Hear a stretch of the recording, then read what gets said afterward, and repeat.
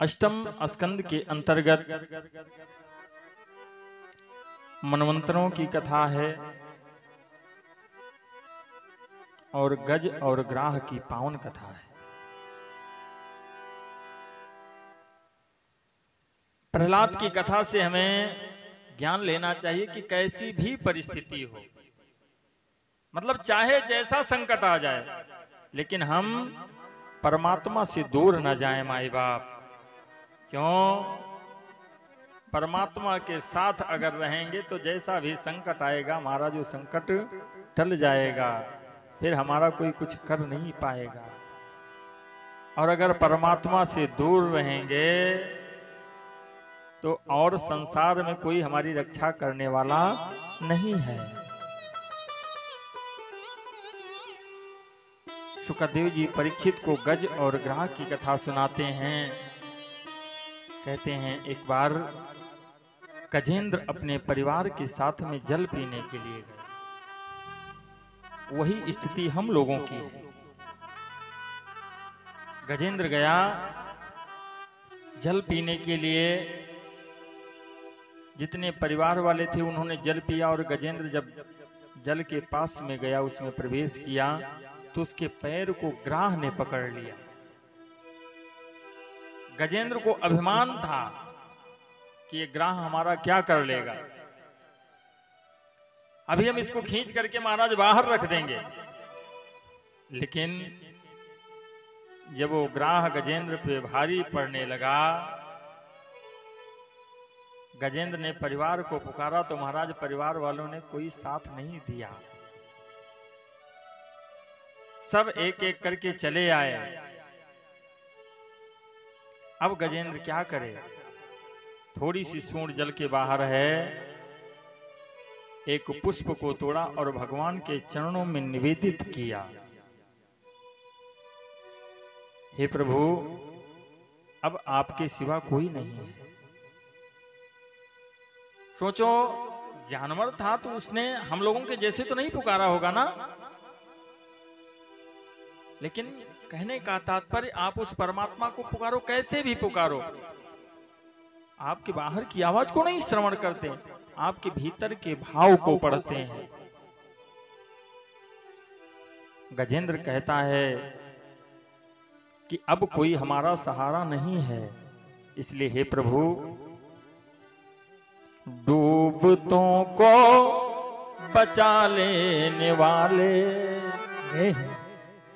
अरे डूबतों को बचा लेने वाले, मेरी नैया है तेरे हवाले। डूबतों को बचा लेने वाले, मेरी नैया है तेरे हवाले। डूबतों को बचा लेने वाले, मेरी नैया है तेरे हवाले।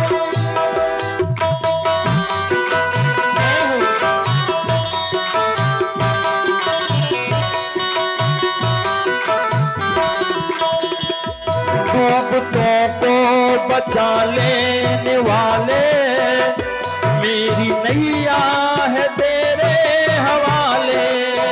मेरी नैया है तेरे हवाले, मेरी नैया तेरे हवाले। ओ मेरी नैया है तेरे हवाले, मेरी नैया है तेरे हवाले। डूबतों को बचा लेने वाले, ये डूबतों को बचा लेने वाले, मेरी नैया है तेरे हवाले। डूबतों को बचा लेने वाले, मेरी नैया है तेरे हवाले।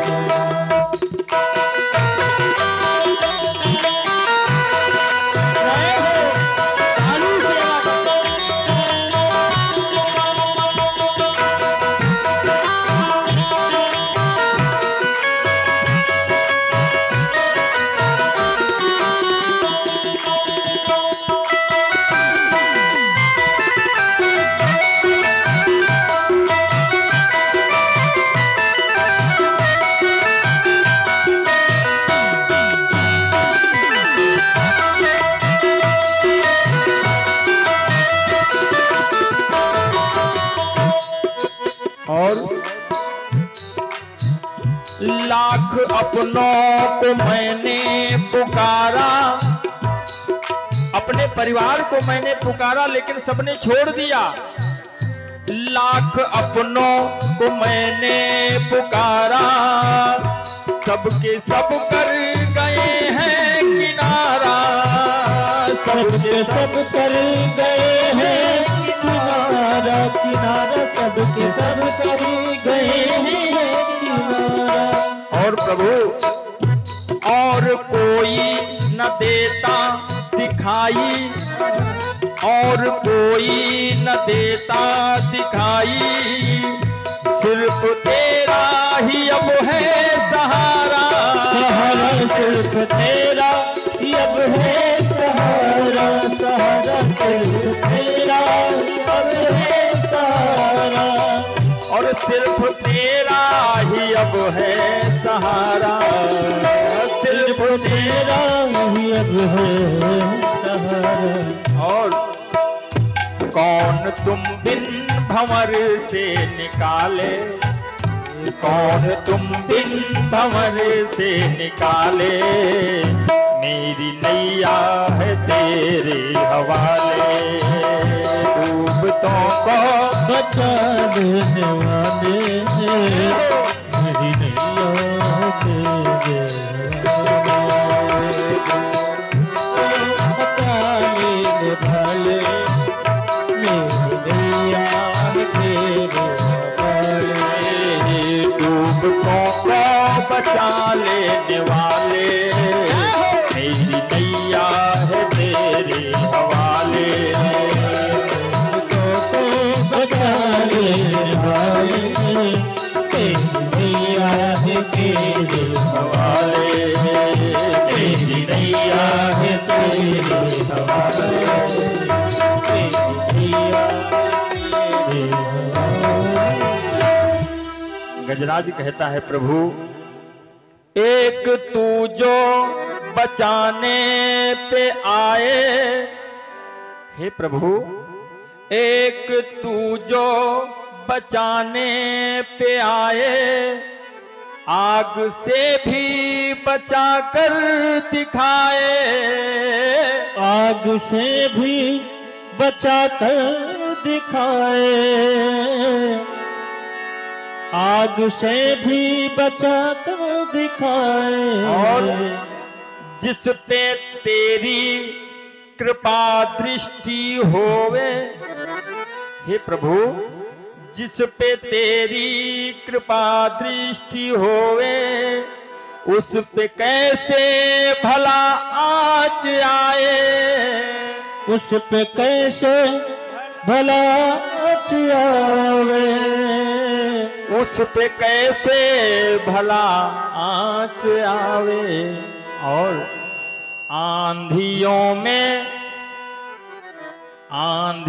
में भी तू ही संभाले, आंधियों में भी तू ही संभाले, मेरी नैया है तेरे हवाले, मेरी नैया है तेरे हवाले, डूबतों को बचा लेने वाले, मेरी नैया है तेरे हवाले। जैसे गजराज ने पुकारा, भगवान दौड़ पड़े। सुखदेव जी कहते हैं कि पहुंच करके ग्राह को समाप्त किया और गजराज को बाहर कर दिया। परीक्षित ने कहा कि मुनिवर ये बताइए, पुकारा गजराज ने, भगवान को पुकारा किसने? गजराज ने। और उद्धार किसका हुआ? किसका उद्धार हुआ? ग्राह का उद्धार हुआ। मतलब पुकारा किसी और ने और फायदा किसी और का हुआ। ऐसा क्यों? सुखदेव जी कहते हैं कि राजन, भगवान का ये भाव है कि जो मेरा भक्त है वो तो मेरा है ही, जो मेरे भक्त के चरण को पकड़ लेता है महाराज, पहले हम उसका उद्धार करते हैं। उसने मेरे भक्त के चरण को पकड़ लिया, इसलिए मैंने पहले उसका उद्धार किया। भगवान ने ग्राह का उद्धार किया, गजराज को बाहर किया। सुखदेव जी कहते हैं कि जब तक हमें अभिमान होता है, व्यक्ति के भीतर जब अभिमान व्याप्त रहता है, तब तक उसे बात को समझ में नहीं आती है और वही अभिमान उसको लेकर के गर्त में चला जाता है। एक बार ब्रह्मा जी की सभा लगी हुई थी, नृत्यांगनाएं नृत्य कर रही थी, सभी देवता बैठे हुए थे, उर्वशी, मेनका, रंभा, सुभर्चला इत्यादि नृत्यांगनाएं। वहां पे दुर्वासा जी बैठे हुए भगवान का भजन कर रहे थे। सोचो, जहां पे नृत्य हो रहा हो वहां पे भगवान का भजन। व्यक्ति अगर लेने वाला है तो कहीं से भी ग्रहण कर सकता है, जरूरी नहीं है कि हम बैठे कहां पे हैं। अगर हमें ग्रहण करना है, एक जगह पे नृत्य हो रहा था, संत जी वहां पे चले गए, खड़े हुए देख रहे थे। तो ये संसार जो है महाराज, इसके अंदर कब बुराई व्याप्त हो जाए, कब आपको किस नजर से देख ले महाराज कुछ पता नहीं है, इसलिए बहुत सावधान रहना चाहिए। संत जी खड़े हुए देख रहे थे तो लोगों ने कहा, वाह बाबा जी भी बड़े रसिया हैं, आए हैं नृत्य देखने के लिए। जब वापस हुए तो संत जी ने कहा, ये बताओ कि आप लोगों को कुछ मिला? कहा, हमें क्या मिला, जो और रखे हुए थे वो भी खर्च हो गया। संत जी ने कहा, हमको मिला। क्या मिला? मिला ये कि तबला कहता धिक है, धिक है। तबला क्या कहता है? धिक है, धिक है। तबला कहता धिक्कार है, तो जोड़ी कहती किनको किनको। तबला कहता धिक है, धिक है, तो जोड़ी कहती किनको किनको। तो वैश्या हाथ उठाए कहे, इनको इनको इनको इनको। वैश्या हाथ उठा करके कहती, धिक्कार है तुम लोगों को, तुम्हारे घर में भी माँ बहन है, हमारे जैसी औरतें हैं, और यहां पे आकर के हमको गलत दृष्टि से देख लो, इसलिए धिक्कार है तुम लोगों को। महाराज सबकी नजरें नीची हो गई। दुर्वासा जी वहां पे बैठे भी भगवान का भजन कर रहे हैं। उर्वशी ने देखा तो उसके गले में एक माला पड़ी हुई थी। सोचा यहां पे संत जी भजन कर रहे हैं, कितना बताइए भक्त हैं, तो माला उतार करके उसने दुर्वासा जी के गले में डाल दिया महाराज। दुर्वासा जी ने सोचा कि हमको इस माले की क्या जरूरत, भैया संत को मान सम्मान से क्या मतलब है। जो वास्तविक संत हैं उनको दुनियादारी से कोई मतलब ही नहीं है, ना उनको समाज में दिखावा करना रहता है। सभा समाप्त हुई तो जब वहां से चले तो दुर्वासा जी वो माला निकाल करके इंद्र के गले में डाल दिए।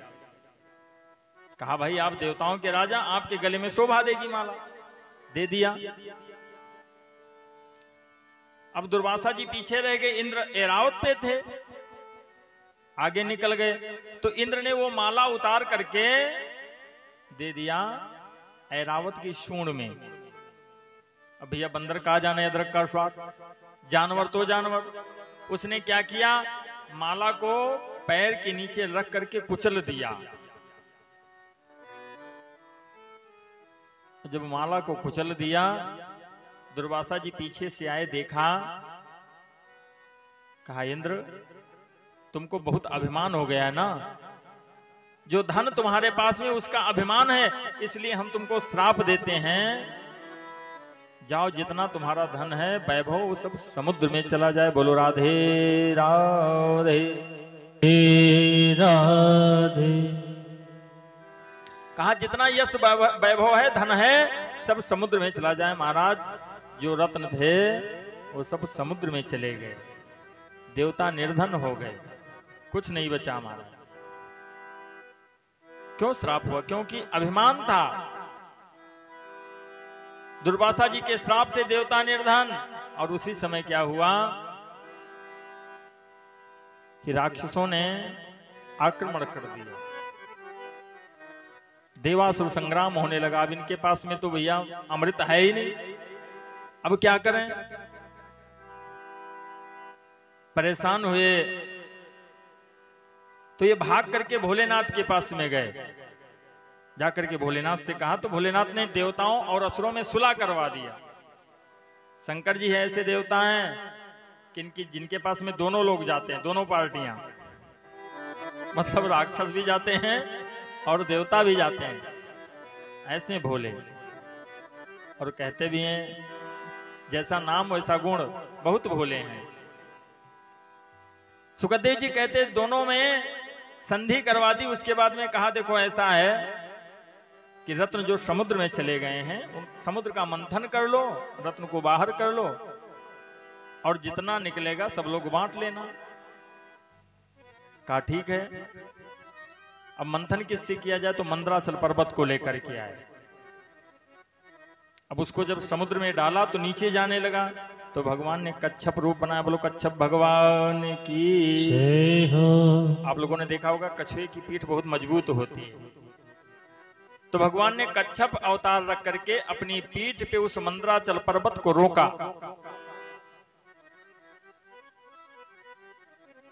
वासुकी नाग की रस्सी लगाई गई। अब मंथन करेगा कौन? नारद से कहा, देवताओं ने कहा जाओ राजा बलि से सेना लेकर के आओ। अब सेना लेकर के आए तो देवताओं ने पहले ही दिमाग लगा दिया महाराज। कहा देखो हम पूंछ की तरफ नहीं लगेंगे क्योंकि पूंछ अशुद्ध होती है। तो राक्षस ने कहा हम भी पूंछ में नहीं लगेंगे, मंथन हुए चाहे ना हुए, पूंछ हमहो ना पकड़ा। अगर अशुद्ध होते देवता ना पकड़ी है तो पकड़ा हमहो ना। कहा हम लोग जा रहे हैं। तो देवताओं ने कहा ठीक है हम ही पूंछ पकड़ लेंगे, आप मुख की तरफ लग जाओ।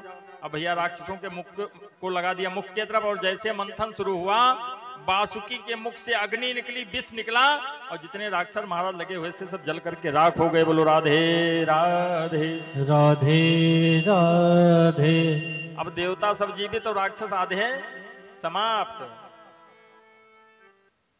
लेकिन अब पार्टी एक तरफ कमजोर हो गई तो मंथन हो तो कैसे हो? नारद से कहा और लेकर के आओ। तो नारद जी ने देवताओं से कहा देखो हम अब नहीं जाएंगे क्योंकि तुम लोग छल करते हो। समझाया। नारद जी फिर से गए राजा बलि के पास में, तो कहा जो दिया था उन वो कहाँ है? कहा वो खा पी करके रेस्ट कर रहे हैं। कहा वो सब विश्राम पे हैं, और दो। और सैनिक लेकर के आए महाराज, राक्षसों को मंथन किया तो जितना अच्छी वस्तुएं निकली वो सब देवता बांटते चले गए आपस में। जब वारुणी निकली मदिरा तो इसको राक्षसों को दे दिया, कहा ले जाओ इसको पियो जाए। मदिरा दे दिया राक्षसों को। विष निकला तो उसको कोई पीने को तैयार नहीं है। पृथ्वी जलने लगी, सब परेशान हो गए। तो कहा क्या करें? कहा का शंकर जी के पास लेकर के चलो। बाबा के पास में पहुंचे। बाबा जी ने कहा बहुत स्वार्थी हो तुम लोग। कहा इस सृष्टि की रक्षा करना है तो आप इसको धारण करें। भोलेनाथ अब विष को भीतर कैसे ले जाएं? क्योंकि भीतर राम है, अगर विष भीतर जाएगा तो राम को कष्ट होगा। इसलिए भगवान ने उस विष को अपने कंठ में धारण किया, तभी से भगवान का नाम नीलकंठ हो गया। बोलो नीलकंठ महादेव की जय। जब अमृत निकला वैसे राक्षस लेकर के भगे, क्योंकि पता था उनको कि हमको मिलेगा एक बूंद नहीं। लेकर के भगे। अब क्या करे? तो भगवान ने देवताओं का साथ दिया और मोहिनी का रूप बनाया, दिव्य रूप धारण किया। जाकर के राक्षसों से मिले, कहा चलो हम लेकर के अपने हाथों से पिलाते हैं। अब ये सब बैठ गए, वितरण करने लगे। कहा पहले देवताओं को पिला दें। राक्षसों ने सोचा हमारा नंबर बाद में आएगा, सब शांत बैठे। क्यों? क्योंकि मोह में फंसे हुए थे। कहते हैं इतना मोह भी अच्छा नहीं होता। मोह की वजह से क्या हुआ, अमृत नहीं मिला। उसी बीच में देवताओं के बीच में राहु आकर के बैठ गया, राक्षस। जैसे उसके गले के नीचे एक बूंद अमृत गया, भगवान प्रकट हो गए और सुदर्शन से उसके गले को काट दिया। तभी से महाराज राहु और केतु 2 हो गए। पहले एक ही था राहु, 8 ग्रह थे, उसके बाद 9 हो गए। राक्षसों को पता लगा कि हमारे साथ छल हुआ, तो भाग करके शुक्राचार्य के पास में गए। गुरुवर बचाओ। गुरु देवता ने कहा क्या है? कहा हमारे साथ में ऐसा हुआ है और देवता सब अमृत पान कर गए, अब हमको मार डालेंगे। तो शुक्राचार्य जी ने कहा आप इसी में रुको। पर्वत कंदरा गुफा में सब राक्षसों को इकट्ठा कर दिया और कहां चले गए? कैलाश पर्वत पे भगवान शंकर जी की आराधना करेंगे और अमर संजीवनी मंत्र लेकर के आएंगे उनसे। कहा अमर संजीवनी मंत्र ले आएंगे, तुम लोगों को भी अमर कर देंगे और फिर चाहे जितना लड़ना, कोई दिक्कत नहीं है। गए वहां पे, तपस्या कैसे करते? उल्टा लटक करके धुएं का पान करते हैं। पैर को पेड़ की टहनी से बांध दिया और नीचे को मुख है, पान कर रहे हैं धुएं का। और जैसे शुक्राचार्य ने तपस्या शुरू किया, महाराज इंद्र का सिंहासन हिलने लगा। बड़ा लोभी देवता है, सबसे लोभी देवता इंद्र है, यही लिए जल्दी परेशान हो जाते हैं। और जिसका नंबर आता वो इन्हीं के ऊपर चढ़ाई करते, मारते इनका है पहले। इंद्र ने कहा अब क्या करें? तो इंद्र की बेटी जो जयंती थी, उसने कहा पिताजी हम आपका कार्य बनाएंगे। पहुंच गई। शुक्राचार्य जी धुएं का पान करते, बस उसी में मिर्चा डाल दिया। अब जब भीतर वो धुआं गया, शुक्राचार्य जी की आंखें खुल गई, देखा सामने। कहा तुम कौन हो? कहा हम इंद्र की बेटी जयंती हैं। किस लिए आई हो?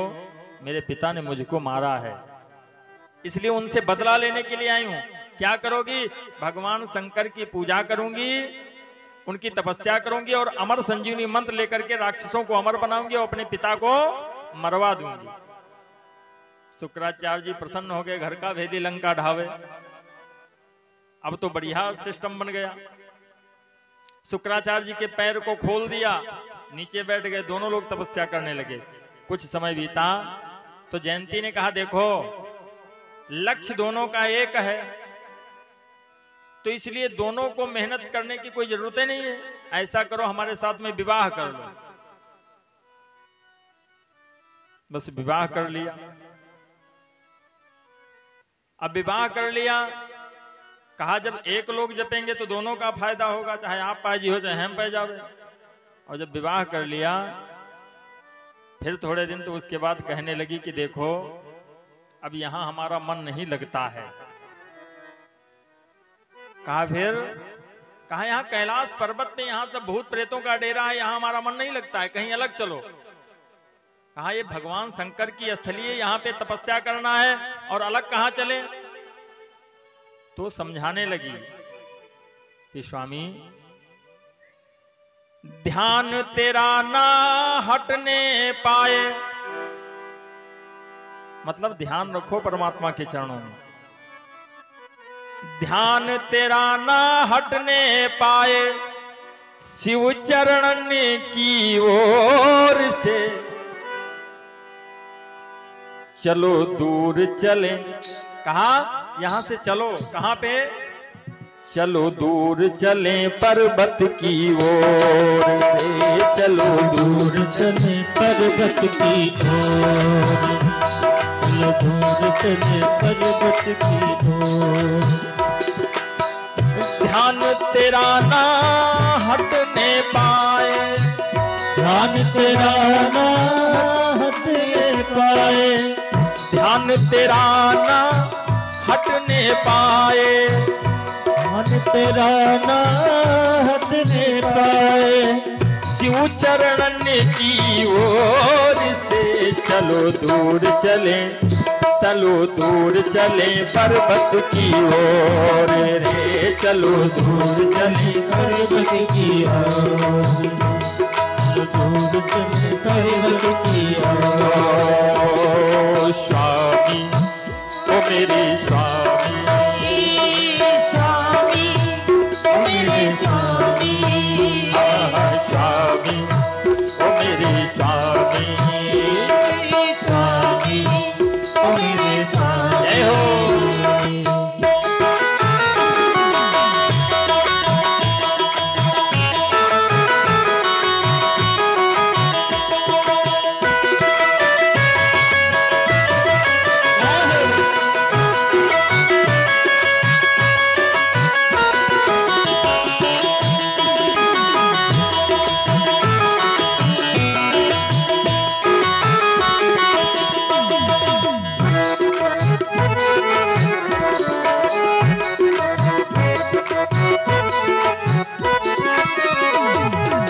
कहाँ चले कहाँ? तो कहती है चलो चले हम गंधमादन पे, चलो चले हम गंधमादन पे, चलो चले हम गंधमादन पे, चलो चले हम गंधमादन पे, जहाँ नाचते मोर रे, चलो दूर चले, चलो दूर चले, चलो दूर चले पर्वत की ओर रे, चलो दूर चले पर्वत की ओर, चलो दूर चले पर्वत की ओर। स्वामी ओ मेरे स्वामी, स्वामी मेरे स्वामी, स्वामी मेरे स्वामी, स्वामी मेरे स्वामी, मेरे स्वामी। शुक्राचार्य जी को बात समझ में आ गई, बस जयंती के साथ में चले गए। और जैसे जयंती शुक्राचार्य को लेकर के कैलाश से दूर गई, तत्काल देवताओं ने देवगुरु बृहस्पति को शुक्राचार्य बना दिया। कहा आप शुक्राचार्य बन जाओ और राक्षसों के पास में चलो। देवताओं के गुरु बृहस्पति शुक्राचार्य बन करके पहुंच गए राक्षसों के पास में। सभी राक्षस छिपे हुए थे। कहा गुरुदेव प्रणाम, आप मंत्र ले आए? कहा बिल्कुल ले आए। कहा तो हम लोगों को अमर बना दो। कहा भी नहीं। क्यों? दवा की जरूरत तब लगेगी जब बीमारी आएगी, पहले क्या जरूरत है? चलो हम तो साथ में हैं ही, युद्ध करो और जब मरोगे तो हम अमर कर देंगे। लेकर के पहुंचे महाराज।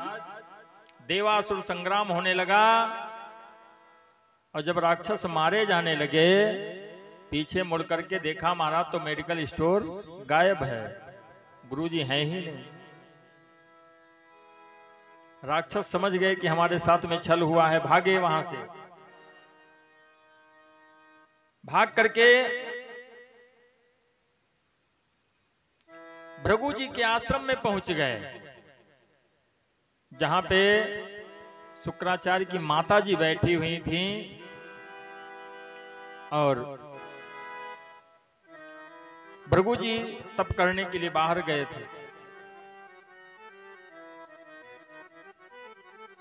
तत्काल जा करके जैसे पुकारा, रक्षा करो रक्षा करो रक्षा करो। भृगु की पत्नी ने बहुत भयानक मुख फैलाया और जोर से हुंकार किया मारा, तो जितने देवता थे सब उड़ करके इतनी जोर से फूंक दिया कि देवता सब उड़ करके दूर गिरे। भगवान नारायण और इंद्र सामने खड़े हुए, मुंह फैला करके दौड़ी। कहा इंद्र सत्ता के लोभ में आकर के, सिंहासन के लोभ में आकर के तुम हमेशा गलती किया करते हो, खा जाऊंगी तुमको। और जैसे मुख फैला करके बढ़ी, भगवान नारायण ने सुदर्शन से उसके सिर को काट दिया। बोलो बांके बिहारी लाल की जय हो।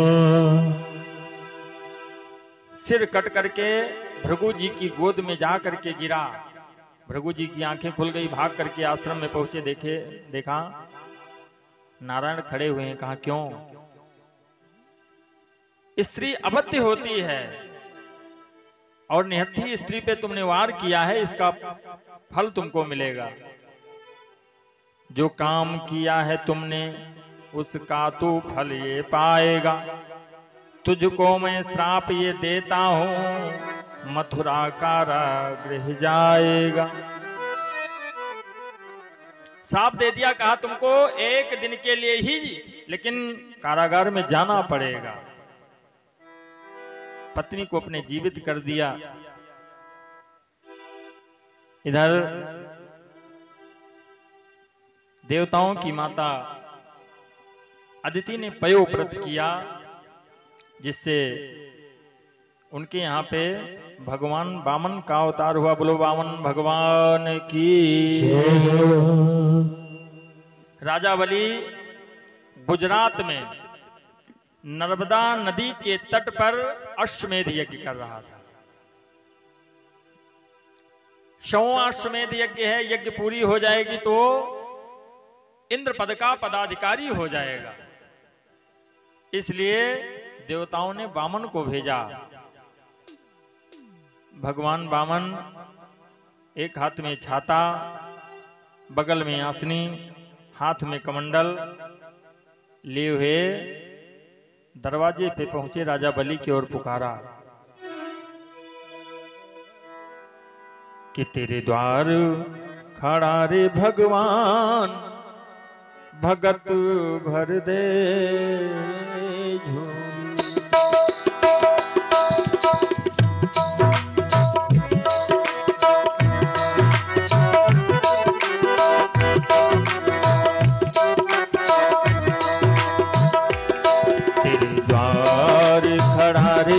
भगवान भगत भर दे रे झोली।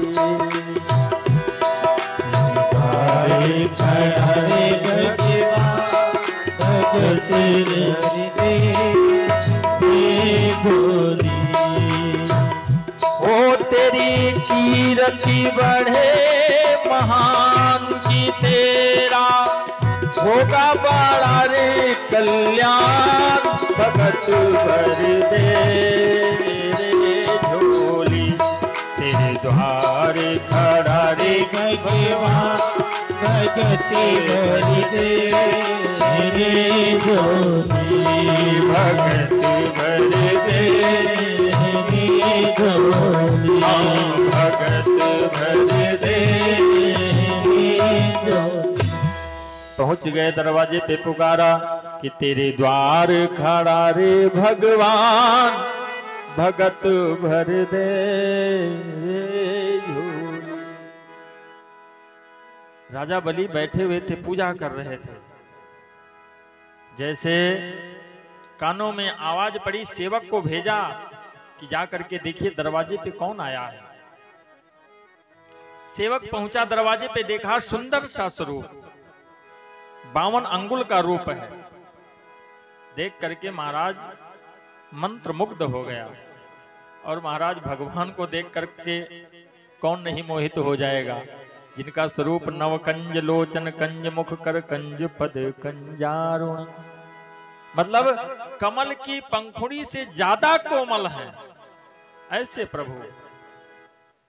कहा बताइए आपको क्या चाहिए? कहा देखो हम आपके महाराज से ही बताएंगे, आपसे नहीं बताएंगे। भीतर पहुंचा, महाराज से बताया पूरी स्थिति। राजा बलि उठ करके चलने लगे। शुक्राचार्य जी ने कहा कि आप पूजन पे बैठे हो, ऐसे नहीं उठ सकते हो।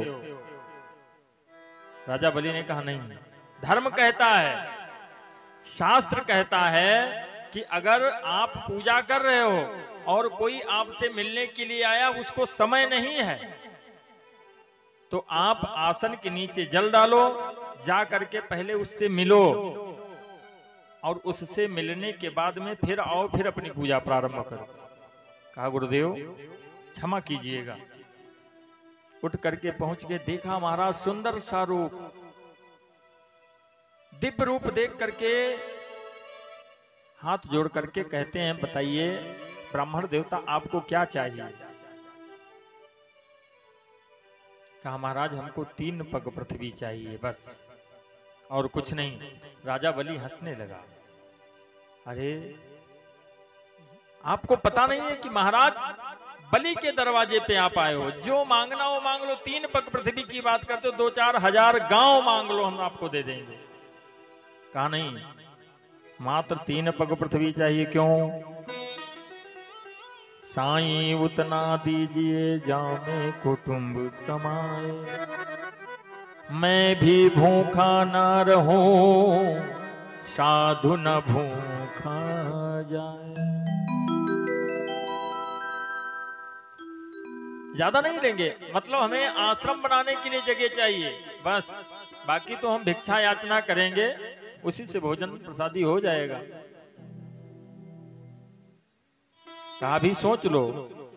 कहा नहीं, बस एक बार जो हमें कहना था वो कह दिया, बार बार बदलने वाली कोई बात नहीं है कि हमें लोभ दे रहे हो कि और ज्यादा मांग लो, और कुछ नहीं, बस हमें 3 पग पृथ्वी चाहिए। राजा बलि ने कहा जाओ जहां मर्जी हो वहां नाप लो। कहा ऐसे कैसे नाप लें? पहले आप संकल्प कीजिए, संकल्प करके हमारे हाथों में दीजिए 3 पग पृथ्वी, तब हम नापेंगे। आप बाद में बदल जाओ तब।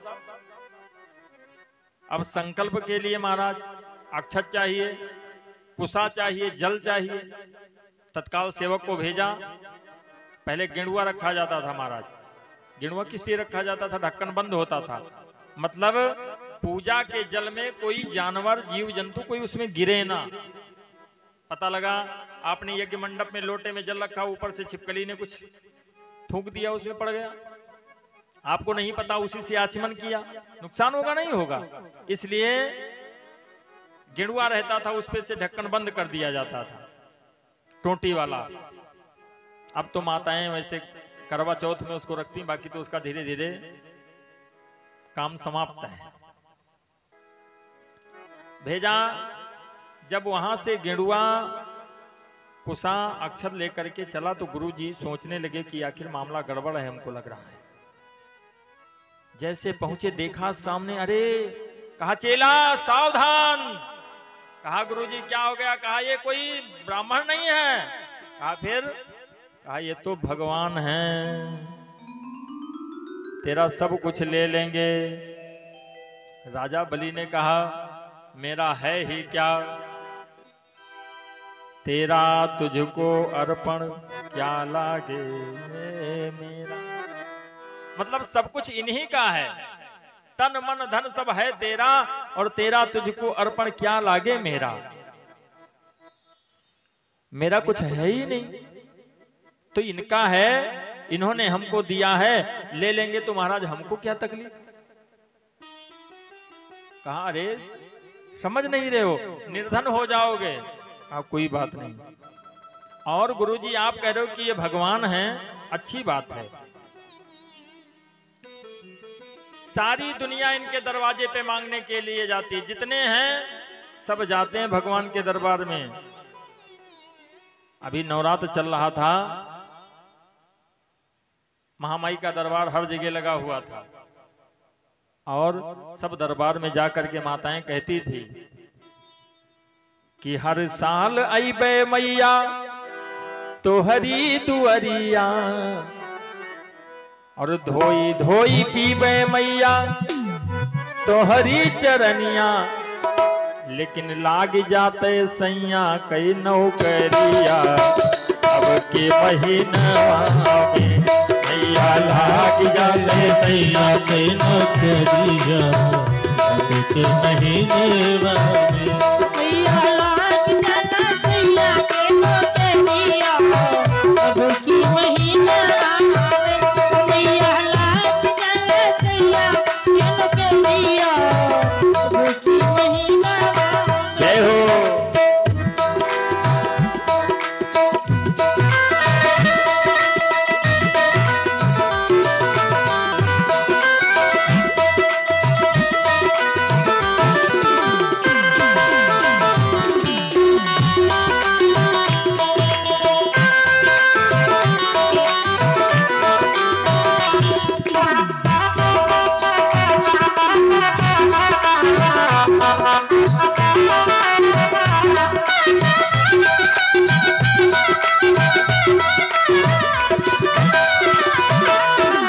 और मैया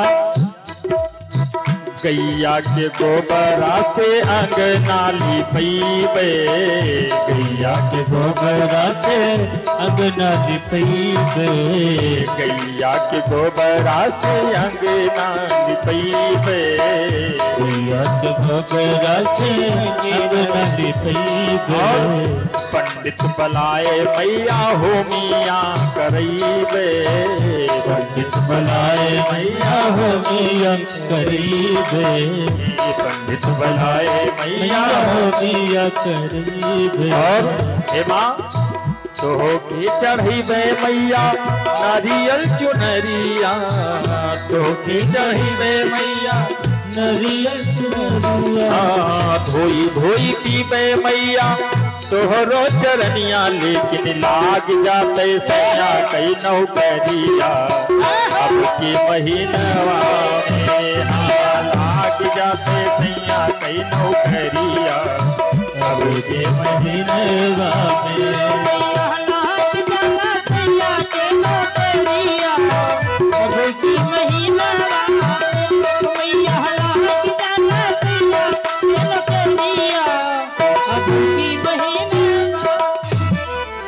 हर साल अइबे मैया तोहरी दुअरिया, और तोहके चढ़ैबे मैया नारियल चुनरिया, लेकिन कब लेकिन लाग जाते सैया कई नौकरिया, अब की महीनवा में मैया लाग जाला सैया कई नौकरिया, अब की महीनवा में।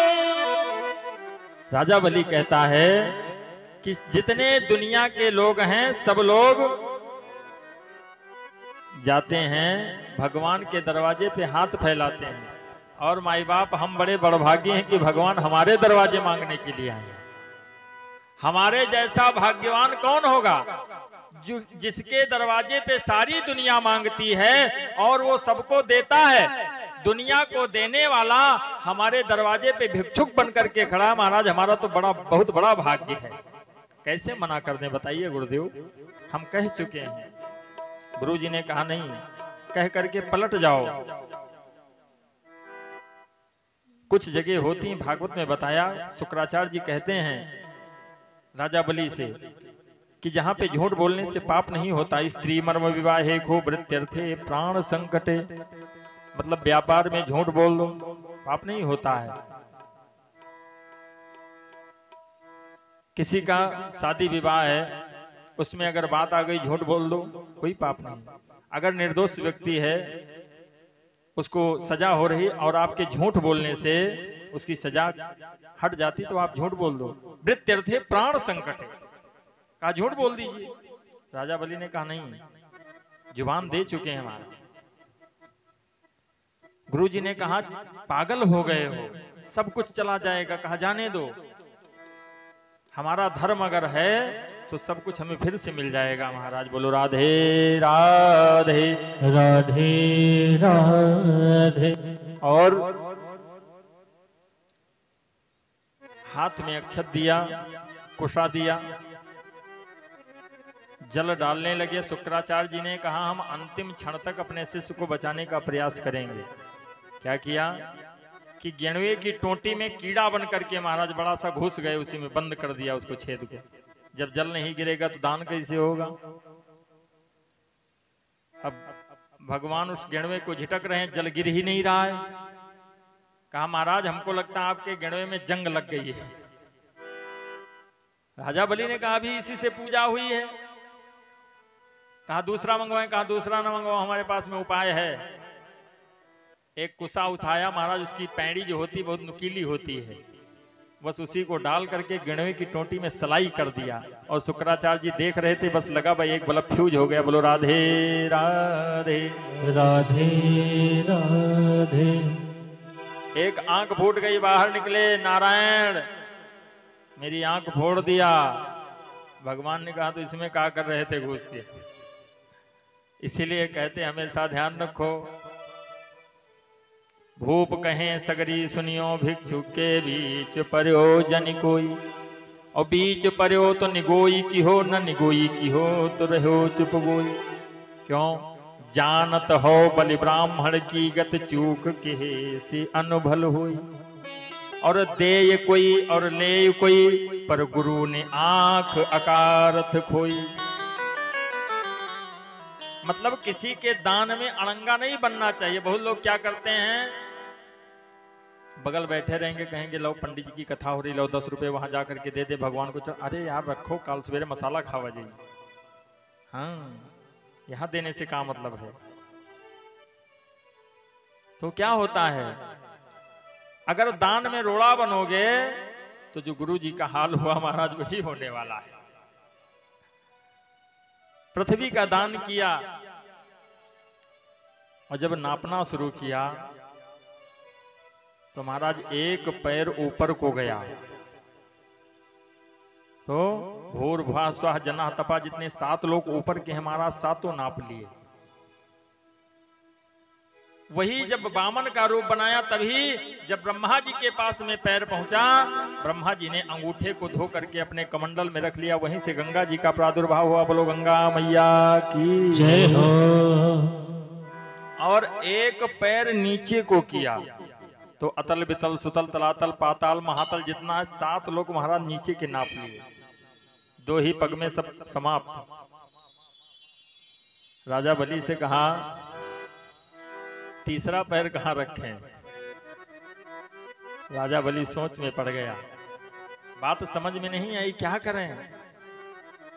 तो सोचा अपनी शक्ति से पूछें, जो नारी शक्ति है महाराज इनसे भी राय लेना चाहिए।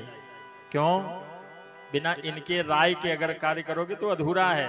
पंडित जी कहलवाते हैं विवाह में कि भाई बिना पूछे कार्य मत कीजिएगा। तो राजा बलि ने जाकर के अपनी पत्नी से कहा कि बहुत बड़ा अनर्थ हो गया। क्या हुआ? ब्राह्मण को हमने दान किया था, सब कुछ नाप लिए, एक पैर अभी बाकी है, कहां रख दें अब? तो उसकी पत्नी ने कहा कि जा करके भगवान से पूछो कि दान बड़ा होता है या दानी बड़ा होता है। मतलब जो दान किया है वो धन बड़ा है या जिसने दान दिया वो बड़ा है?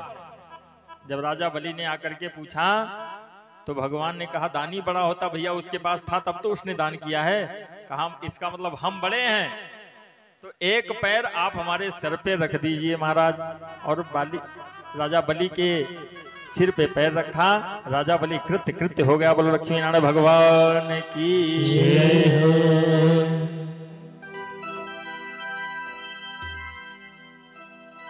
भगवान ने सब कुछ नाप लिया। राजा बलि से कहा जो मांगना हो मांगो, अब तुम्हारे पास सब कुछ नहीं बचा है, लेकिन जो मांगना हो मांग लो। राजा बलि क्या मांगना चाहता था? स्वर्ग। लेकिन बैकुंठ जब तक कहने चला, माता सरस्वती जी आकर के जिह्वा पे बैठ गई, बस उसके मुख से निकल गया पाताल। राजा बलि से कहा आपने पाताल मांगा है तो आपको हम पाताल का राजा बनाते हैं, जाओ पाताल में।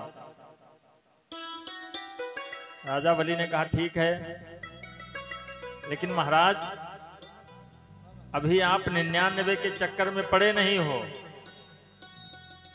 आपको भी याद आ जाएगा। कहा क्यों? 99 का चक्कर बड़ा खराब होता महाराज। एक संत जी थे, निमंत्रण खाते थे भैया, तो धीरे धीरे करके उनके पास में 99 रुपए इकट्ठा हुए।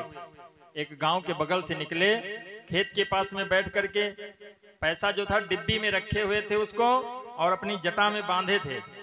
तो जटा खोले, डिब्बी निकाले और गिनने लगे, 99 हुआ। तो सोचने लगे अगर एक निमंत्रण कहीं और मिल जाता तो हमारा 100 पूरा हो जाता। अच्छा, उसको बांध करके डिब्बी रखा और जैसे चले, बस भैया एक मचान पे बैठे देख रहे थे, उतर करके आए, पैरों में गिर गए, महाराज आज हमारे यहाँ। कहा चलो 100 पूरा हो गया। लेकर के गए, अपनी श्रीमती जी से कहा कि जो गाय के गोबर का जो कंडा बनता, कहा जो कल बनाया हो वही दे दो इनको, मतलब गीला कंडा, गीली लकड़ी दे दो कि भोजन इनके तैयार ना हुए। अब बाबा जी बनाना शुरू किए तो रात को 12 बजे इनकी खिचड़ी पक करके किसी तरीके से तैयार हुई, आधा कच्ची आधा पाक। बाबा जी खाए पिए, कहा चल देंगे। अरे कहा महाराज जी रात में दुश्मन को नहीं जाने देना चाहिए, आप तो संत हो, रुको।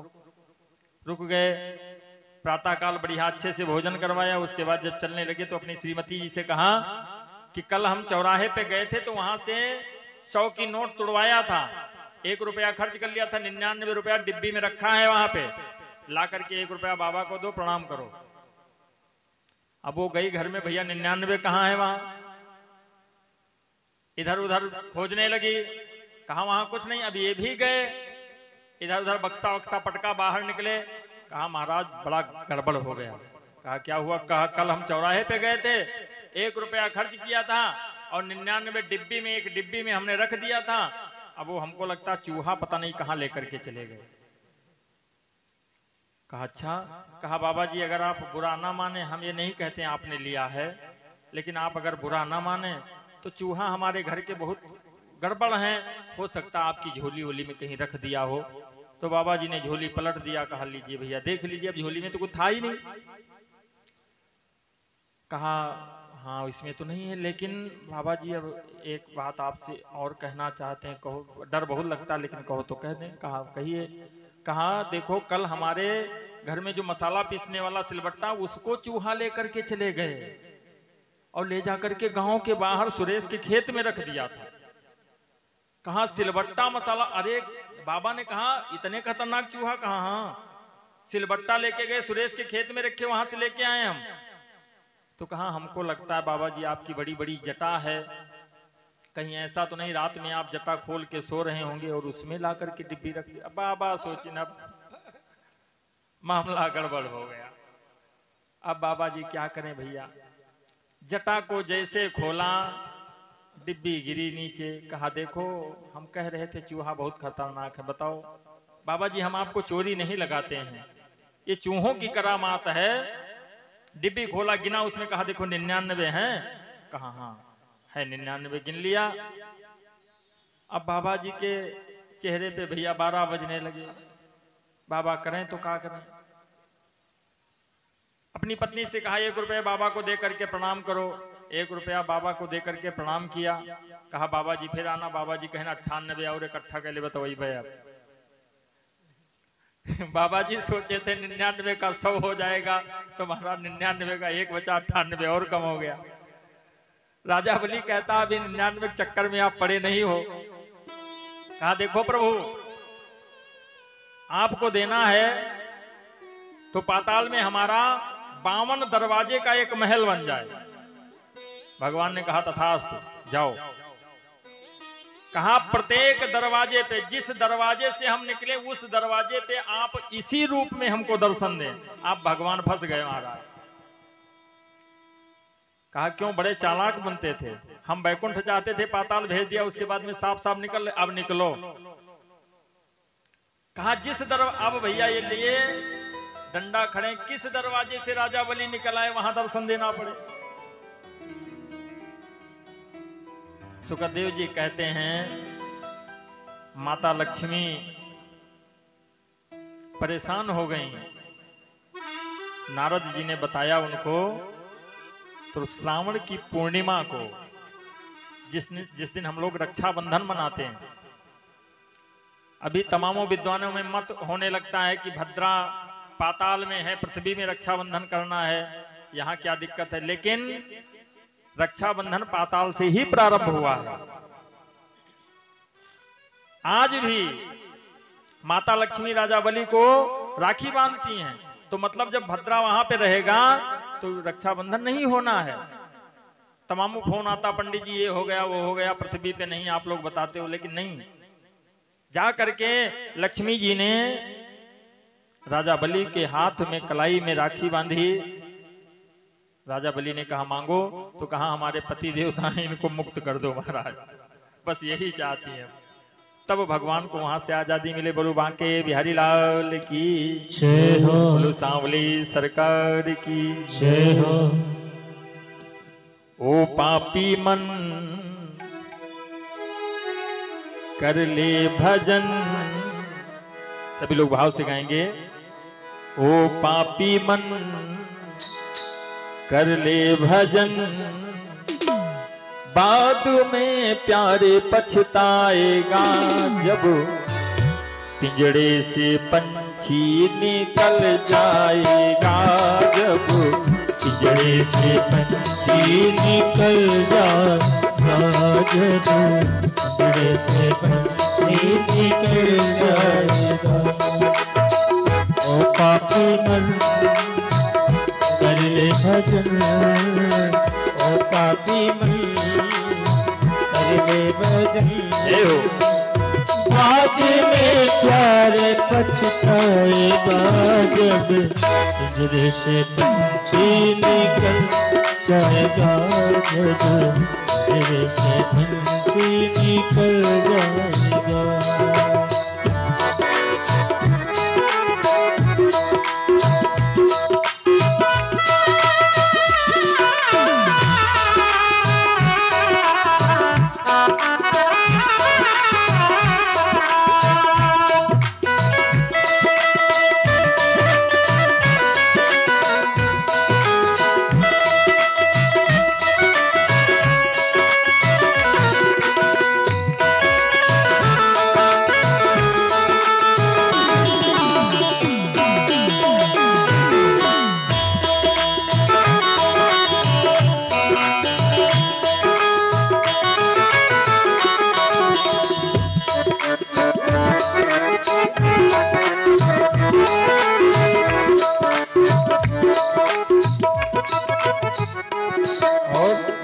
क्यों करता तू मेरा मेरा, क्यों करता तू मेरा मेरा, क्यों करता तू मेरा मेरा, क्यों करता तू मेरा मेरा।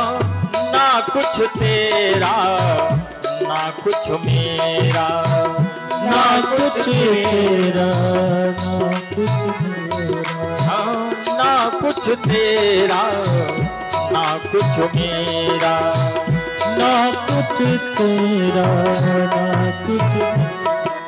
खाली हाथ आया है खाली हाथ जाएगा, खाली हाथ आया है खाली हाथ जाएगा, जैसा किया कर्म तूने वैसा ही फल पाएगा, जैसा किया कर्म तूने वैसा ही फल पाएगा। ओ बाद में प्यारे पछताएगा, जब पिंजड़े से पंछी निकल जाएगा, जब पिंजड़े से पंछी निकल जाएगा। बाद में प्यारे पछताएगा, पिंजड़े से पंछी निकल जाएगा, जब पिंजड़े से पंछी निकल जाएगा। श्री राधे।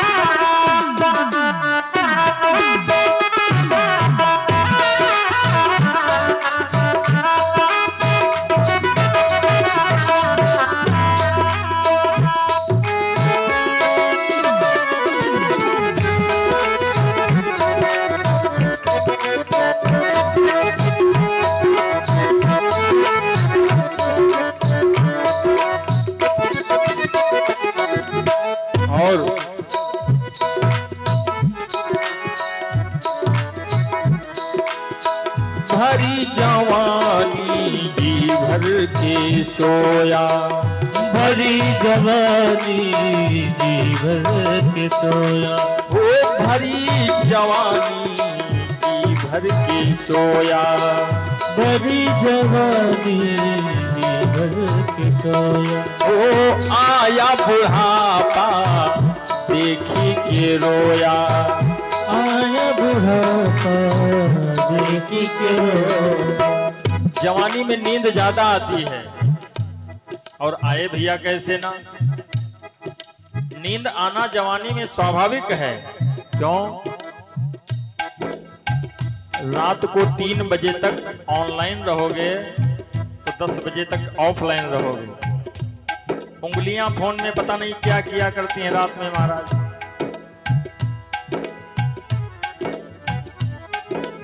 जब समय है पढ़ने का उस समय में फोन चलाओ, माता पिता का कहना न मानो।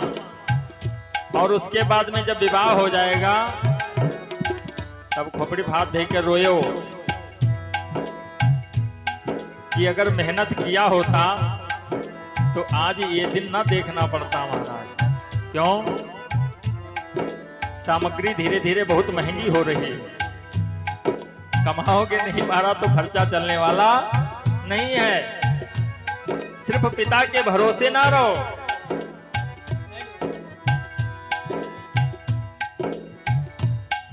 और आजकल तो महाराज ऐसा ऐसा चलन आ गया, क्या बताएं। बंटवारा होने लगा माता पिता का, आप लोगों ने देखा होगा। और ऐसा बंटवारा होता भैया कि एक भाई माता को खिलाए, एक भाई पिता को खिलाए।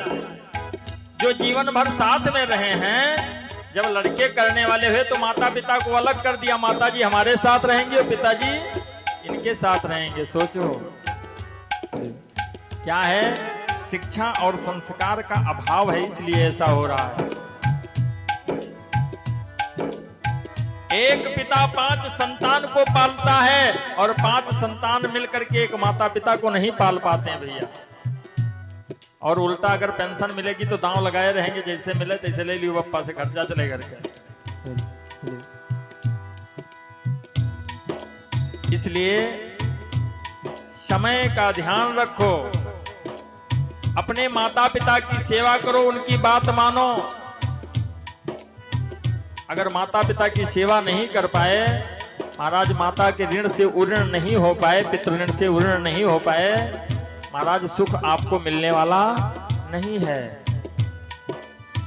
देवता के स्वरूप माता पिता है। भगवान मंदिर में भगवान नहीं दिखते हैं, वो आपके घर में हैं। उनकी सेवा करो, उनकी बात मानो महाराज। अगर जीवन में कोई दुख आएगा तो बताना।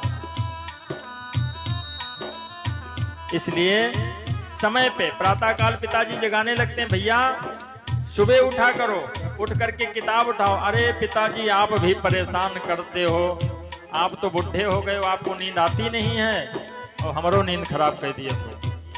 हाँ, और फिर क्या होगा? भरी जवानी जी भर के सोया।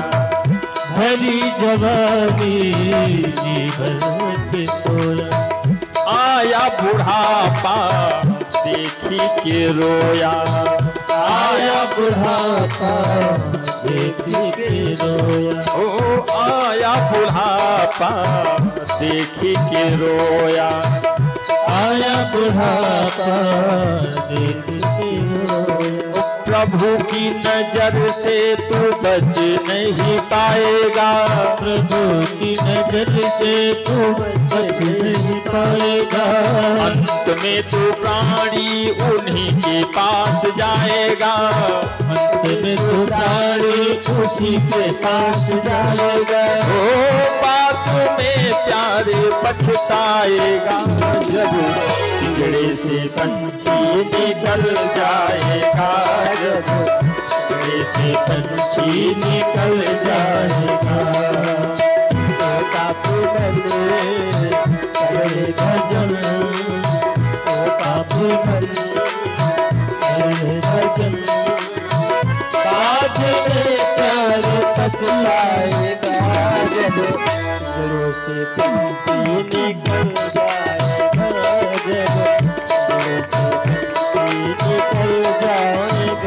जब पिंजड़े से पंछी निकल जाएगा, जब पिंजड़े से पंछी निकल जाएगा, जब पिंजड़े से पंछी निकल जाएगा, जब पिंजड़े से पंछी निकल जाएगा। ओ पापी मन कर ले भजन, बाद में प्यार पछताएगा, जब पिंजरे से पंछी निकल जाएगा, जब पिंजरे से पंछी निकल जाएगा, जब। बोलो बांके बिहारी लाल की जय हो, बोलो सांवले सरकार की जय हो। बोलो राधे। उसके बाद में सुखदेव जी नवम स्कंद में प्रवेश करते हैं। नवम स्कंद के अंतर्गत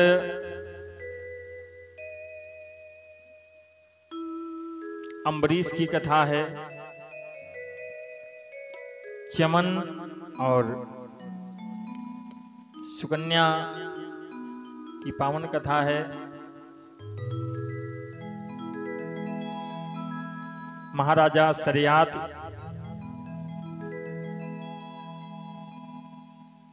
जिनकी लड़की सुकन्या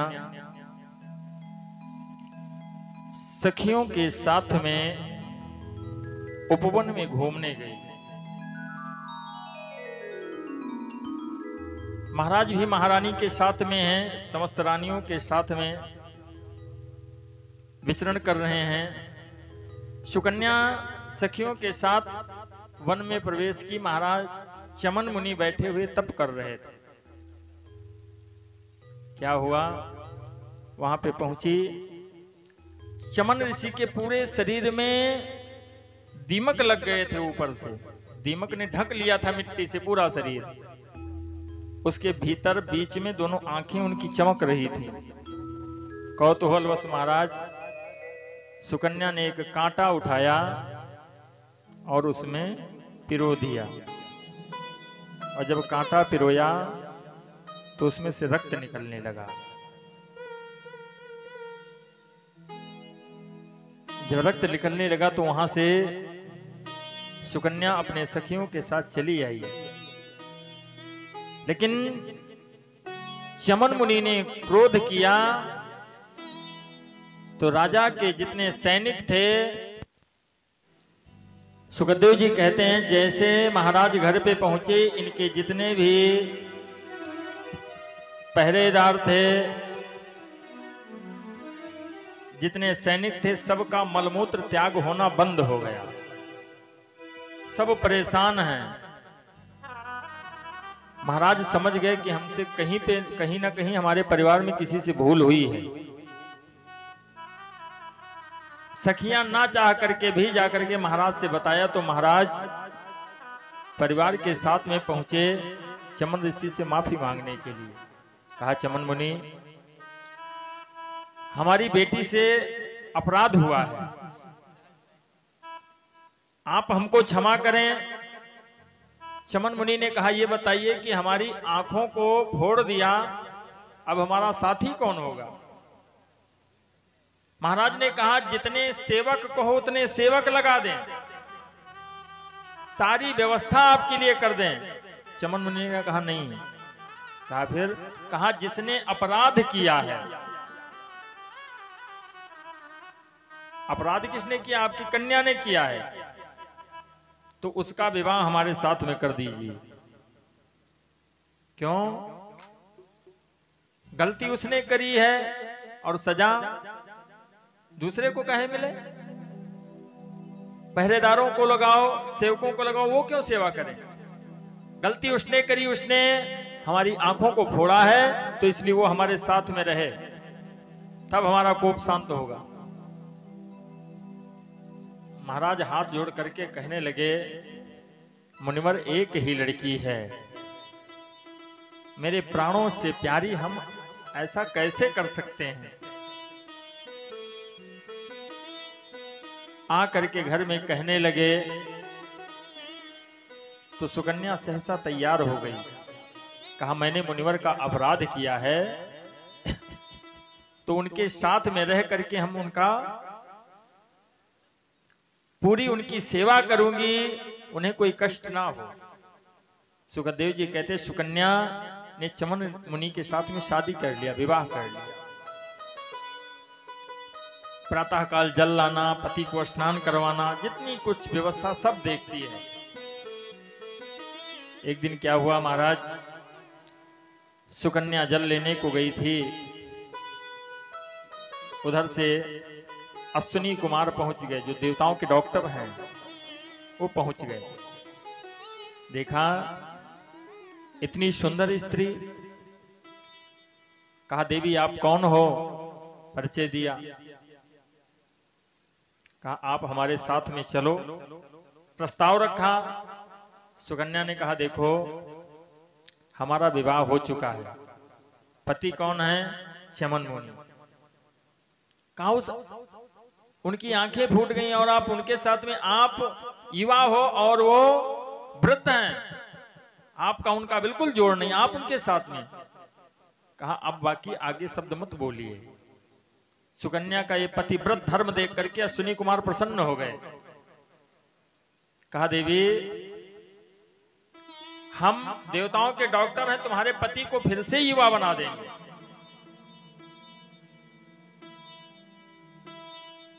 सुकन्या ने कहा देखो पहले हम जाकर के पति से आज्ञा लेंगे, अगर वो चाहेंगे, वो कहेंगे तो संभव है। जाकर के चमन मुनि से कहा, चमन मुनि तैयार हो गए। अश्विनी कुमारों ने कहा इनको लेकर के हम सरोवर में प्रवेश करेंगे और बाहर निकलेंगे तो तीनों एक रूप में होंगे। अगर आपने अपने पति को पहचान लिया तो आपके पति को आपको वापस कर देंगे महाराज। चमन मुनि को लेकर के सरोवर में प्रवेश किया, उधर से निकले तीनों युवा, एक जैसे, जरा भी फर्क नहीं है। सुखदेव जी कहते हैं सुकन्या ने देखा कैसे पहचानेंगी, तो उसने पराम्बा मां भगवती का ध्यान किया और भगवती का ध्यान करते हुए अपने पति के हाथ को पकड़ा। अश्विनी कुमार प्रसन्न हो गए और चमन ऋषि युवा हो गए, दोनों चले गए। इधर महाराजा सरियात पहुंचे मिलने के लिए अपनी बेटी से, तो देखा कि नवयुवक बैठा हुआ है और बेटी हमारी उसके चरणों को दबा रही है। क्रोधित हो गए, बुलाया बेटी को, कहा तुमसे ये उम्मीद नहीं थी, हमने कभी नहीं सोचा था। अगर तुमको अपने पति के साथ नहीं रहना था तो हमसे पहले बताया होता।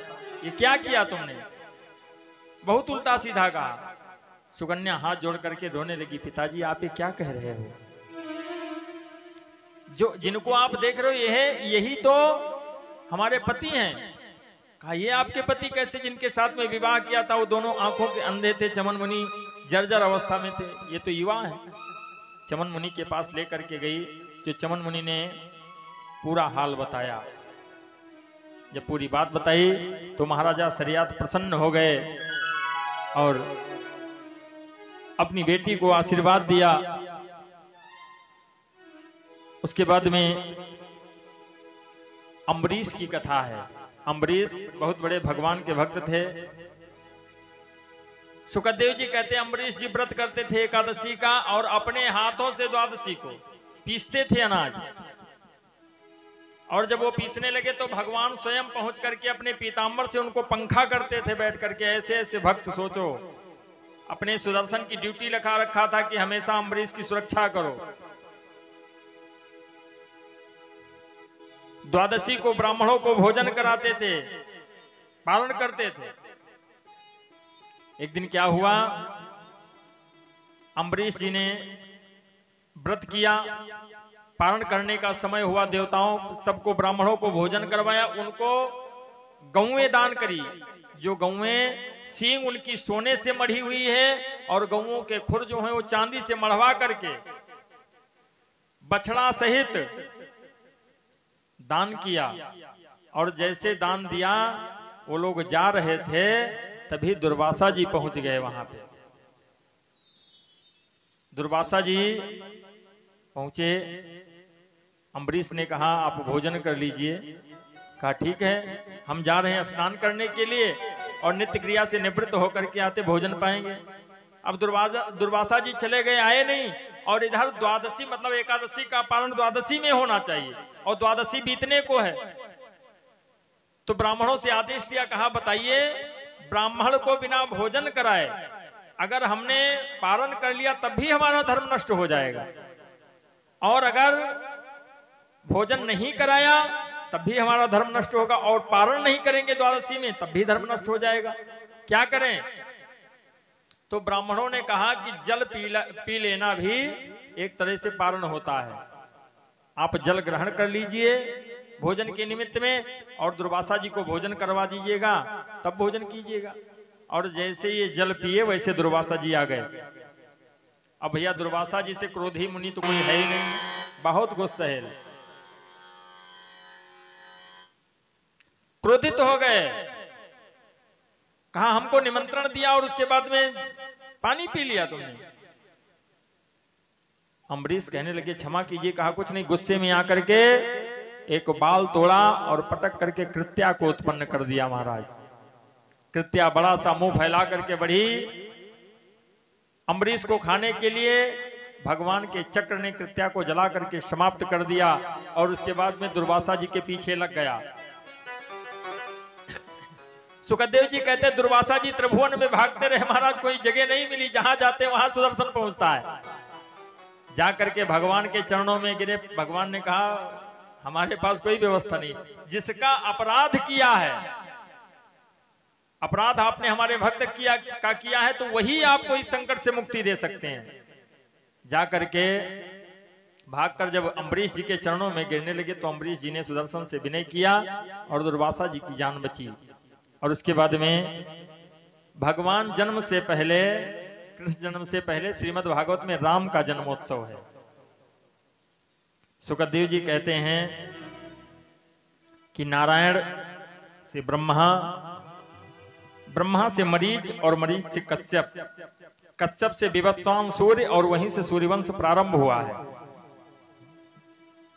विवत्सान सूर्य से श्रद्धादेव मनु, श्रद्धादेव मनु से इक्ष्वाक और इक्ष्वाक से काकुत्स, काकुत्स के पुत्र अनैना, अनैना से पुरंजय, पुरंजय से विश्वरंध, विश्वरंध से चंद्र, चंद्र से सावत्स, सावत्स से बृहदास्व, बृहदास्व से कुवलयास्व और कुवलयास्व त्रिवंधन और त्रिवंधन से मानधाता, मानधाता से अनरण्य, अनरण्य के पुत्र हुए त्रिशंकु, त्रिशंकु के पुत्र हरिश्चंद्र, हरिश्चंद्र से रोहित, रोहित के पुत्र हरित, हरित से बाहुक, बाहुक से सगर और सगर से असमंजस, असमंजस के पुत्र हुए अंशुमान और अंशुमान से महाराज दिलीप हुए, दिलीप से भगीरथ और भागीरथ से श्रुत, श्रुत से सौदास और सौदास के पुत्र सुदास, सुदास से अस्मक, अस्मक से मूलक, मूलक से एडविड और एडविड से प्रथम दशरथ। उसके बाद में विश्वशाह, विश्वशाह से खटवांग, खटवांग से दृगबाहु जिनको दिलीप भी कहा जाता है, और दिलीप से पृथ्सर्वा, पृथ्सर्वा से रघु और रघु से अज और अज से महाराज दशरथ, और दशरथ के 4 पुत्र हुए। सुंदर शब्दों में सुनिए। ओम श्री महागणाधिपते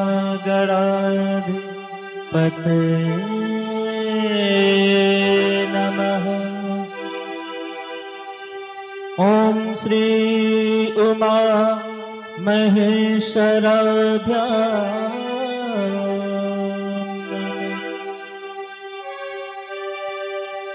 वाल्मीकि गुरुदेव के पद पंकज सिरोनाय, सुमिरे मातु सरस्वती, हमें परिहो सहाय। मात पिता की वंदना करते बारंबार गुरुजन राजा प्रजाजन नमन करो सभी का। हमें कथा सुनाते राम सकल गुण धाम की, ये रामायण है पुण्य कथा श्री राम। रामायण है पुण्य कथा श्री राम की, ये रामायण है पुण्य कथा श्री राम की। जम्बूदीप भरत खंड आर्यावर्त भारत वर्ष एक नगरी है भी हाथ अयोध्या नाम की। यही जन्म भूमि है परम पूज्य श्री राम की। हम कथा सुनाते राम सकल गुण धाम की, ये रामायण पुण्य कथा श्री राम की। ये रामायण है पुण्य कथा श्री राम की।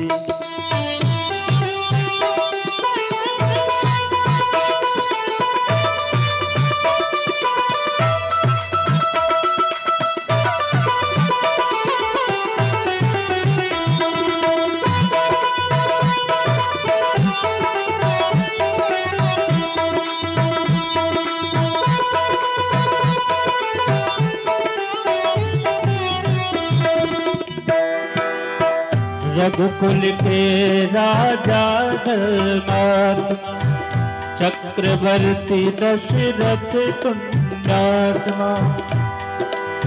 संतत हेतु यज्ञ करवाया, धर्म यज्ञ का शुभ फल पाया। निप गर्जन में चार कुमार, रघुकुल दीप जगत आधार। चारों भ्रातों के शुभ नाम, भरत शत्रुघ्न लक्ष्मण राम।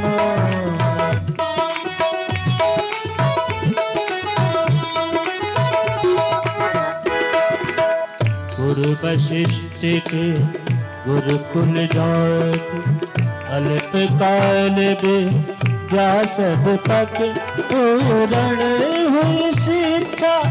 रघुबर पूर्ण काम की, हम कथा सुनाते राम सकल गुण धाम की। ये रामायण है पुण्य कथा श्री राम की।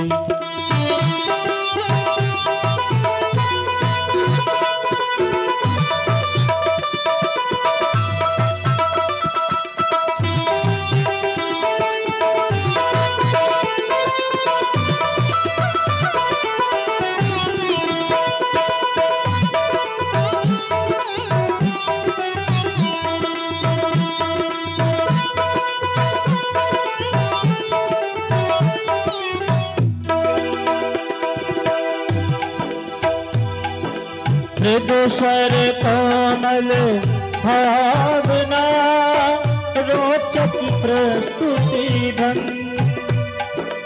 एक करी वर्णन करे, नव कुशवान प्रसन्न। विश्वामित्र महामुनि राई, इनको संग चले दो भाई। कैसे राम तारका मारी, कैसे नाथ अहिल्या तारी।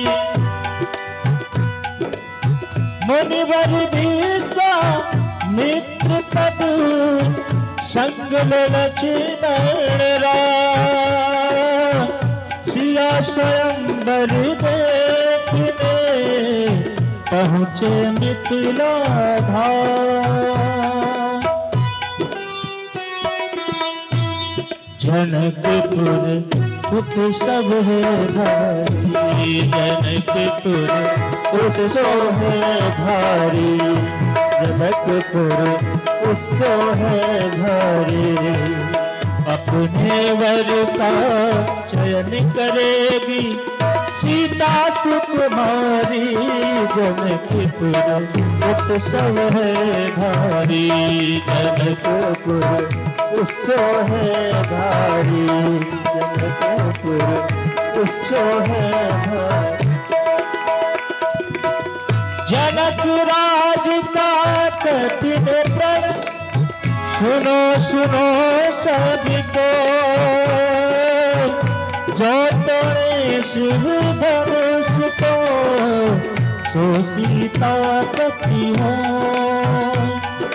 वो तो ऋषि धनुष कठोर सबकी दृष्टि राम की ओर, राम विनय गुण के अवतार गुरुवर की आज्ञा सिरधार।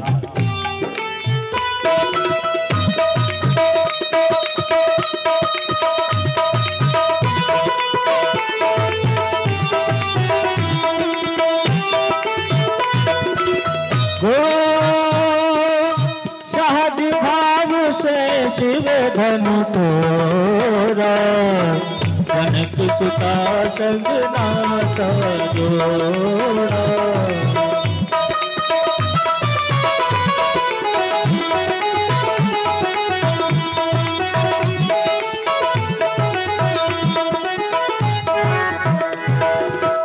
रघुबर जैसा और न कोई, सीता की सत्ता नहीं है तो करे पराजित।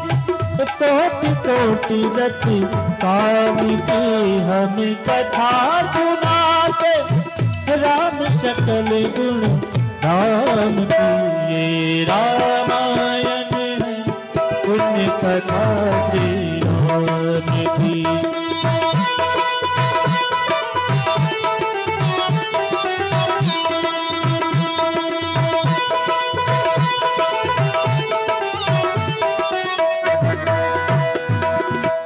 सब पर सत मोहनी डार, मत्र मुग्ध भय सब नर नार। यो दिन रैन जाते हैं बीते, लव कुश में सबके मन बीते। वन गमन, सीता हरण, हनुमत मिलन, लंका दहन, रावण मरण, अयोध्या पुनरागमन। सब सितार सब कथा सुनाई, राजा राम भय रघुराई। राम राज आयो सुखदाई, सुख समृद्ध श्री घर घर आई।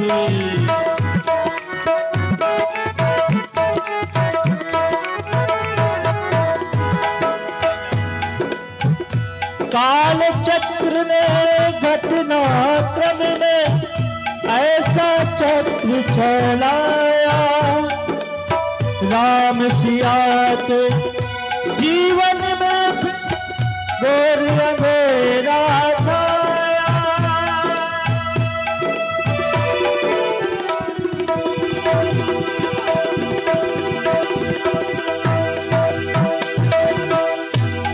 अवध में ऐसा एक दिन आया, अवध में ऐसा एक दिन आया। निष्कलंक सीता पे प्रजा ने मिथ्या दोष लगाया, अवध में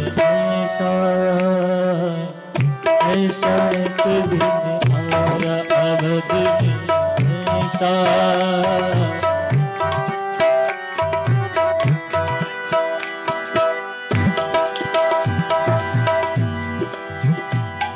जल्दी सिया जब तोड़ कर सब मोहनाते मोह के, पाषाण हृदयों में न अंगारे जगह के, ममता मई मावों के आंचल भी सिमट कर रह गए, गुरुदेव ज्ञान और नीति के सागर सिमट कर रह गए। ना रघुकुल ना रघुकुल नायक कोई नसिया का हुआ सहायक, मानवता को खो बैठे जब सब नगर के वासी, तब सीता का हुआ सहायक बन कायक सन्यासी। उन ऋषि परम उदार का वाल्मीकि शुभ नाम, सीता को आश्रय दिया ले आए निज धाम।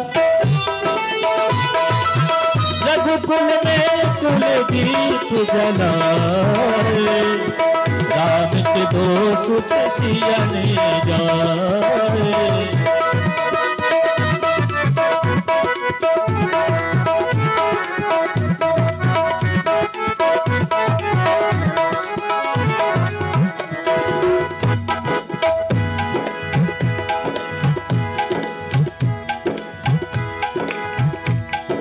जनक दुलारी कुल बधु दशरथ जी की, राजा रानी होते दिन बन में बिताती है। रहते थे घेरे जिसे दासी दास आठोया में, दासी बनी अपनी उदासी को छुपाती है। प्रवीणा सती परम कुलीना सब, विधि दोष ही न जीना दुख में सिखाती है। जग माता हरि प्रिया लक्ष्मी स्वरूप सिया, कुटती है धान खुद स्वयं बनाती है। कठिन कुल्हाड़ी लेते लकड़ियाँ काटती है, कर्म लिखे तो कर काट नहीं पाती है। फूल भी उठाना भारी जिस सुकुमारी को था, दुख भर जीवन का बोझ वो उठाती है। अर्धांगिनी रघुवीर की वो धीर धरती है, नीर नीर नैन में नलाती है। जिसकी प्रजा के अपवादों के कुचक्र में वो पिसती है, चाकरी स्वाभिमान को बचाती है। पालती है बच्चों को कर्म योगी नीति भांति, स्वाभिमानी स्वावलंबी सब बनाती है। ऐसी सीता माता की परीक्षा लेते दुख देते, निठुर नियति को दया भी नहीं आती है। निठुर नियति को दया भी नहीं आती है। हो उस दुखिया के राज दुलारे, हम ही सुत श्री राम तिहारे।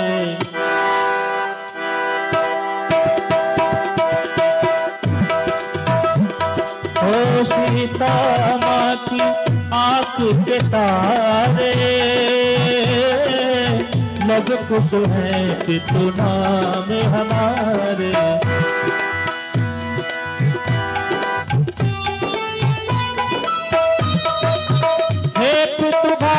हमारे जावे राम कथा कही राम के आगे, हे प्रतिभागी हमारे जावे राम कथा कही राम के आगे, राम कथा कही राम। आप लोग जोरदार तालियों से भैया का स्वागत करें। बहुत सुंदर। रामचंद्र भगवान की। बड़ा दिव्य